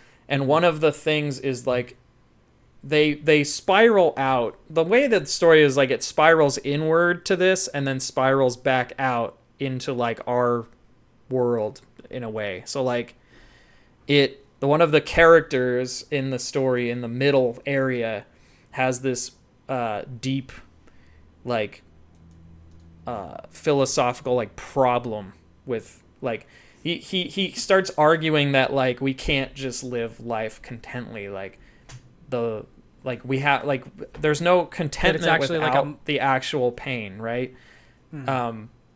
So not that it's like a moral wrong to live a contented life, but that it's actually impossible. In a way, is sort of the idea. And then he is subsequently like drained, and then like like at the end of the story, it's like you find out that they've been pouring all of the drain into like hidden areas of the universe, and it becomes this like Pandora's box where this guy who's searching for food finds the box, opens it, and this like giant wave of things come out, and then World War IV like begins. And it's sort of like, it's supposed to be, when you read it, you're supposed to think about the nature of evil in general, but it also makes me think about the like one being thing that we were talking about, is like, yes, we can all be one and like content, but are we really like alive, right? Are we really like individuals? Are we really feeling anything? And I think like that is like ultimately, to me at least, because this whole thing is such a Rorschach test, this whole anime. That like everyone has different interpretations. To me, it's like that is the core crux, like the core thing in the show, is that by the end of both of the endings, like, yes, we can be happy, but you can't have any of that without the pain of actually being alive. Like, if there is no pain, there is no happiness, like on some level, which is both a bitter, it's like both a happy thought and like a terrifying thought, right? Yeah, of like we can't actually be happy, and then also, but like we can live with the pain. Yeah, sort of. Partially because we have to, and also partially because, and I don't know if they covered this in this short story, but like also the idea, the first thing you said is like, oh, but the byproduct of draining yourself of all of your pain, and my thought was that it was going to go the Dr. Manhattan route, which is you don't have any sympathy for people who are going through pain. But I mean, they kind of don't, but which makes sense, because you've and in that it's a selfish act, they've achieved their goal, and so they're kind of done. Like you can kind of check out of reality because you've obtained everything you wanted to. The idea that it actually that the unification drains you of your kind of emotionality makes sense if you look at it from the perspective of, in the first scene, when Misato's being interrogated, in like, what does she, like, she is admitting these dark things about herself, but also saying, while I can accept these dark things about myself, I don't want Shinji to see it. In the other scene in the movie, when Shinji is watching the sex scene, she's saying, she's very impartially, like very passively saying, you know, oh, this is what people do. Like, this is, and they do repeat that. Oh, this is something, don't you want to be one with me? This is something that feels good. Like, all this sort of thing. And it's like very matter of fact sort of a thing. Right. So I think that does kind of make sense. And then also that would contextualize, or I guess would give more meaning to the scene on the beach, as not like a happy ending, but like we've introduced conflict very literally by Shinji is going to choke Asuka on this beach, until she reaches out and affirms a connection with him, that this is not the scene in the kitchen in the dream unification reality. We're not picking up where we left off from that place. We're in a new place now.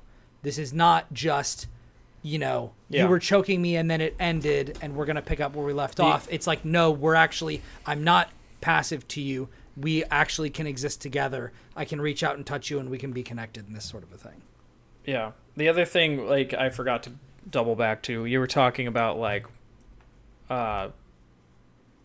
why would Shinji like reject it if being one was the thing. The thing is that in and it's made a lot more clear when you go back and watch the endings of the show, is where he, like, the actual art like starts to get less and less like, you know, like the anime and becomes more like crayon markers and Yeah, stuff. when it's And just a drawing, and then there's they the start violent, talking about how he himself, like even the idea of him is sort of fading away, because if he is all there is, he has no one to like project, to reflect himself. Himself, and so it's like he might as well not even be a person. Like he is just this thing, and like the rejection comes from his like, well, I want, like, you know, again, like it's this whole like I can't be happy without like pain, but I can't, you know, it's this whole duality thing. And then they go into like a freedom versus order type of a thing, where it's like he's floating through space, and then they draw a line, and it's like, well, you can change the perspective of the line, but now you've just reduced your ability to move, and that sort of thing. Of like, the lack of freedom can be comforting when people just direct you and you just take it at face value and you just accept it, but you can't make those decisions for yourself. Yeah, which is another thing that the show talks about, which leans into like the Enneagram side of it. But yeah, I'm very curious to know what Kyle, what you think of all these things, because I've been talking for a while. No, you're good. Just going back to, I think, the concept of the Fortean psychoanalysis that's going on in this show. I think that's probably the take that I think most takes that I've seen from the Evangelion fandom has been coming from. So that's coloring my perception of this from the beginning. And I think most frustratingly too, it's not anything particularly deep for me. It's not anything that's going beyond what, you know, I could go learn at a local college about in a psychological course. And I think one of the things that Evangelion is really good for is an introduction to anime that's trying to deal with stuff like this, but also not the final endpoint on the conversation either. There's a couple of anime that I think, if people do like Evangelion, I would recommend Space Runaway Ideon, Martian Successor Nadisco's good in mech anime as well, Division of Escaflowne, but probably the best one, if you enjoyed any of the psychoanalysis that's going on in this sort of stuff, try out Revolutionary Girl Utena. It does it to a much, I would say, more satisfying degree. I think it comprehends ideas about identity a lot more profoundly, and it also is dealing with the same sort of surreal stuff that you find at the end of Evangelion. It gets just as crazy. But I go ahead. All I was going to say is Evangelion, as far as I'm concerned, I think... Sorry, I feel like I'm wrapping up in my brain. I don't mean to. It's just... The show, I think, for all of its luster and all of its things that are very interesting to me and compelling, like, again, the most interesting thing to me is the relationship between the characters and the mecha themselves, and that relationship of the sort of, you know, like, the bodily violence that's going on, I think is very interesting. But the rest of the things sort of fall flat, and it's difficult for me nowadays to come at the work to appreciate it to the same degree that I used to, because now it feels like I'm processing this sort of cultural artifact that I loved because I have this very nostalgic pull for. It's a little bittersweet, because now that I return to it, it's difficult on rewatches to not get a little bit frustrated about what I wish the show was, what I wish it could be, but also still to enjoy the things that I think, you know, the reasons why I love it to begin with. There's still things about Evangelion that I think are really freaking awesome. So I think that is the main crux of what I think makes this show so good, is that we've been talking for almost 2 hours. I feel like I could go for another like 8. Absolutely. Yeah, no joke. And I did want to make a comment. I know about Josh. Kyle, do you have children? I do not. Okay. So one thing that just kind of clicked for me when you were talking about you valuing the relationship between the pilot and the Ava, is something clicked about me in the Berserk scenes, is the relationship between the pain being inflicted on the child and the like brutal violence that a parent will go to protect that child from that pain. People can't see me, but I'm nodding my head vigorously. Yeah. So I have a 3-month-old daughter. And so like I haven't gotten to that point yet. She's just started expressing fear and sadness at things that aren't just I'm hungry or I'm dirty, please change me. Right. Like she's been in the past like week or so, she's started to become startled by things. Like we were watching a movie and we were actually watching The Avengers and Loki like shot somebody. And she wasn't watching it, but as soon as it happened, she like huge frown on her face and she like cried out in fear. And it was very painful to my heart to hear it and to see it. And I felt this like dramatic pull towards her to hold her in my arms and comfort her. And my wife also felt that. I didn't understand that both of us felt that until she went over, picked her up, comforted her, and then I felt a pull to take my daughter away from my wife and comfort her myself. Yeah. And I actually explicitly said that, like, wow, this is weird. Like, I'm experiencing this feeling. And she's like, oh, that's crazy. I felt the exact same thing. Right. And I have heard people say that, like, I would murder anyone. I would go to jail for the rest of my life if it meant protecting my child. I definitely am not at that point yet. But the first time I held her in my arms, something clicked for me of like, why would anyone ever hurt a child? Like, why? Like, I can't comprehend why someone would want to. And I say this, I am a stay-at-home father. I am the primary caregiver for her. She has cried a lot. It has never driven me to shake her or anything like that. Now, I understand that, like, I've gotten to points where I've been like screaming obscenities because I don't understand why something is wrong, and I can't figure it out. I'm past that now because I've grown to understand that more, but there is definitely that, like, I don't know whether it's lizard brain or whatever, like, chalk it up to whatever you will, but there is a very resonant bit of that recontextualization of the Avas are the mother figure, the pilot is the child figure, not only because they're 14-year-olds, but also because there is that whole thing of, like, no matter how old you are still the child of your parent. As long as they're alive, there is still that relationship. And you're also in a womb. Yeah, exactly. Because there's liquid. There's an umbilical cable. Yeah, exactly. Yeah. Yeah. All of that sort of stuff. And, so the idea that, like, even when you are beyond the time limit, if you want to look at the power cells, the time limit as like the gestational period, even after you're outside the body, even if you want to look at it as like being an adult, of like when that time goes up, you're no longer protected by the parent and you're on your own. Like, even if you want to look of that as like parental rage and parental protection and that sort of thing as like overruling all of those societal guidelines of this is when you should be independent, like that is another way to kind of contextualize that, and I think adds more value to the series, and at least like that perspective than I had before you even made that statement. If nobody had anything to say about that, you recommended some anime for people who like this and want to examine other things. I haven't heard of any of those, but I did, as soon as you started recommending other anime, something clicked in my head again. Thank you for like informing a bunch of like realizations that I had.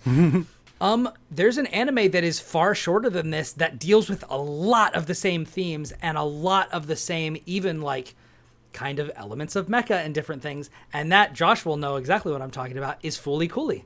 Fooly Cooly rules. It's the same studio. Fooly Cooly deals with a lot of these themes. It is also a coming-of-age tale where instead of Shinji's being make a decision for yourself, it is Naota being swing the bat. Like, you have to swing. Absolutely. Hey, listeners, you should go watch Why is Fooly Cooly So Good? Yeah. Right here on Braintap.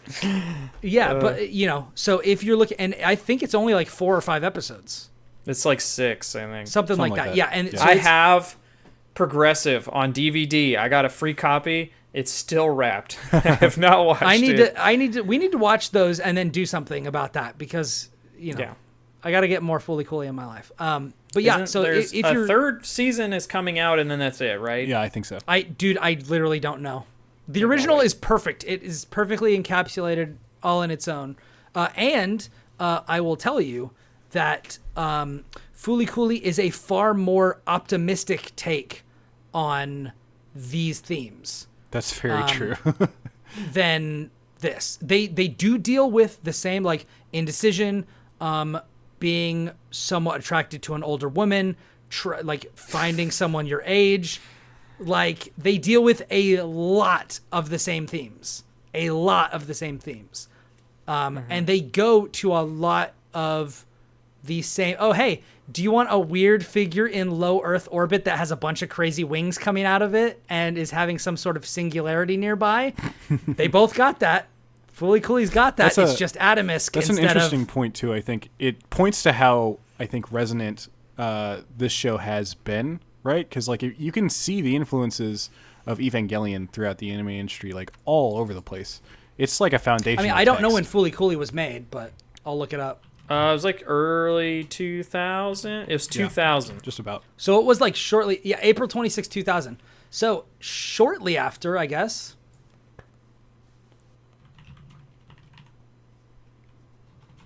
But yeah, same studio. Yeah, absolutely. Yeah, so like that, like if you're looking for, if this is too much for you, if this is too dark for you, and you don't want nudity, and you want a truncated version of this that you can watch in literally like a day or two, watch Fooly Cooley. It's incredible. It is like, there are very few perfect anime in the world. I think that Fooly Cooley is one, and Trigun is one, and there's a couple of others that I won't talk about right now because they don't really thematically vibe with this. I off topic, I used to love Trigun, and I started watching it for Hooray for Anime which we never did that episode, but boy howdy, I have different thoughts about it. No kidding. As an adult. Interesting. Yeah. But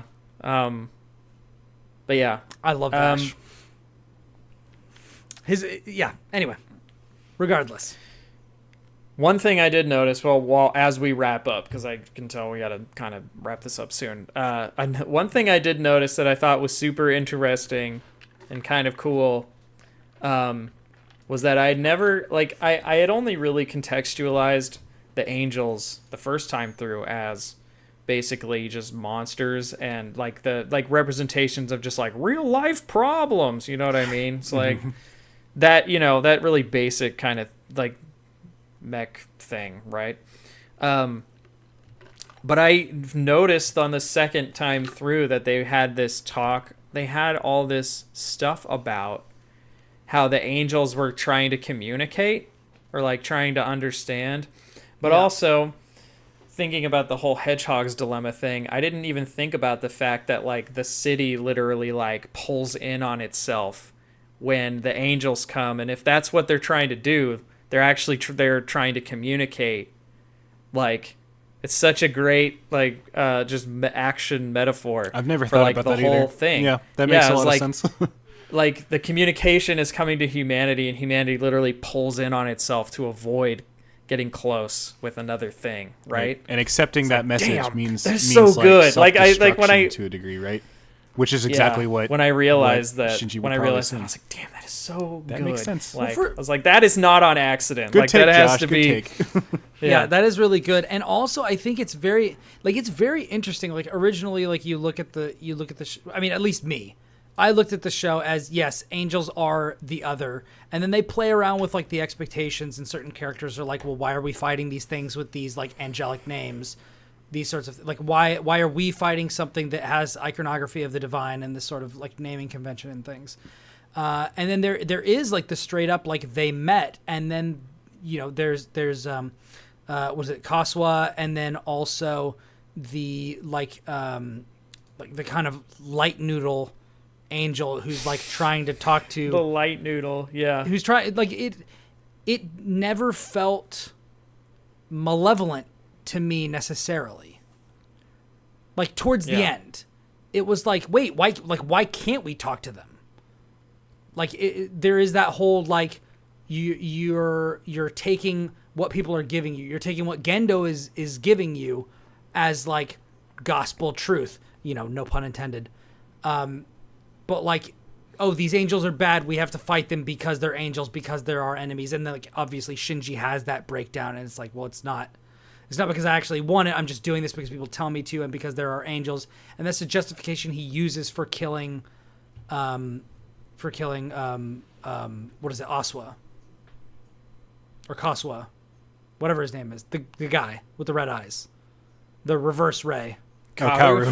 Kaoru, yeah, whatever. I was like, who are you talking about? Whatever the dude's name is, like, that's his justification for killing him, even though he didn't need to go to that justification of, oh, he's an angel, so I had to kill him. It's like, well, it was him or me, and I don't want to die. Like, that's a good enough justification. Is like, he told you he's fine with dying, and if you don't kill him, I'm going to kill all of you. So if you don't want to die, kill me. And I don't think you, and also, you're worthy of my grace, and I don't think that you should die. Which is like such a generous, like, I feel like that is kind of the beginning of the end for Shinji's arc of like being able to accept himself by finally getting acceptance from not only someone else, like some generalized other, but someone whom he has presumably romantic feelings for, or maybe burgeoning kind of interest in. And then also somebody whose soul is that of the divine, which I think is interesting. Him being recognized by the divine as being worthy, even though he doesn't see that himself. Which I guess if you want to get into the ideas of God loves us even at our worst, like there's that whole thing you could get into. But I don't want to freaking talk for 3 more hours about what that could be. Yeah. I mean, I do, but like we don't have time for that. Yeah. Ultimately, to me, this is what I love so much about this show, is that it sparks so much conversation, and there are so few things in this world that spark is like this much conversation. Like, there's a reason we still talk about this show 20 years later, you know? Like, I mean, we'll see if I'm talking about it in 20 years. It's my first time talking about it. Yeah. Which is great. I agree. This is like a really, I think, at least for me personally, edifying and like rich conversation with a lot of different kind of insights that I've been able to glean. To me, it feels like just an amazingly interesting piece of art that everyone has like some different reaction to, whether it's indifference, love, hate, like, or in Kyle's case, like a strange hate-love relationship. It's complicated. That check mark on Facebook. It's complicated, exactly. Yeah. Like, I think that ultimately is the sign of good art, is when like everyone has some different thing to say about it. You know? I agree. It's like, is it really art if everyone's like, that's pretty cool? Right. I'd much rather have something middle of the road that's interesting. I think the best art does this. Yeah. Yeah. Sorry, I think I cut you off, Kyle. No, you're fine. I just mean, like, out of all types of media, I would much prefer a middle of the road gamer movie that is much more interesting than something that's just, blatantly incredible. Yeah. Yeah. Yeah. All right, everybody. Whew. That was a fun conversation. It was. Let us know how you feel about Evangelion in the comments. Yeah. We'll have some cool links and stuff to other essays and writings and things that I have come across that I've really liked. I look forward to responding to everyone's comments. Nice. Because I always do, except for the weird ones when like people are like, ew, dubs. And I'm like, get out of here. I don't care. The weird ones. I would love to do a conversation about subs versus dubs one day, but today is not the time.